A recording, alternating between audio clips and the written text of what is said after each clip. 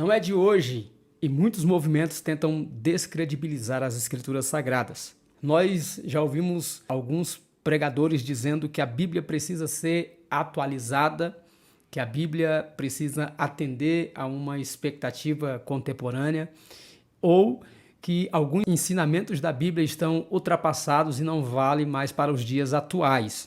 Nós acreditamos que a Bíblia ela é a palavra de Deus. E alguém pode dizer assim: existem frases ou versículos na Bíblia que o próprio diabo que está falando. Como que a Bíblia pode ser a palavra de Deus? Nós acreditamos na inspiração verbal e plenária das Escrituras. Isso quer dizer que cada palavra que está nas Escrituras foi Deus quem as inspirou para estar ali. E cada livro que está na Bíblia hoje foi inspirado por Deus para estar ali. Então, isso quer dizer que nem tudo o que está escrito na Bíblia foi revelado por Deus, mas tudo o que está escrito na Bíblia foi inspirado por Deus para que estivesse ali. É como o apóstolo Paulo diz, que tudo o que foi escrito para o nosso ensino foi escrito. Então, se existem partes na Bíblia que não é o próprio Deus falando, se existem partes na Bíblia que a sua fonte é o contexto histórico, é a tradição, ou até mesmo o próprio diabo que está falando ali, mesmo que não tenha sido revelado por Deus, mas foi inspirado por Deus para que estivesse ali com algum propósito.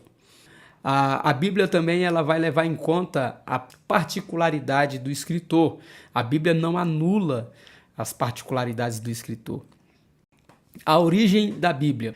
Pedro enfatiza que os escritos sagrados não têm sua origem nos homens, mas no próprio Deus. Isso está em 2 Pedro, capítulo 1, versículos 20 e 21. Paulo corrobora que a mensagem bíblica veio do alto, 2 Timóteo 3,16. E também os apóstolos ensinam que a Bíblia foi escrita por homens, porém, sob a inspiração e supervisão divina. 1 Coríntios 2, 13 e 14, Apocalipse 1, versículo 1. Portanto, as Escrituras são a revelação que Deus fez de si mesmo. Dessa maneira, por ter a sua origem em Deus, a Bíblia é portadora de autoridade e por isso constitui-se em única regra infalível de fé e prática para a vida e o caráter do cristão.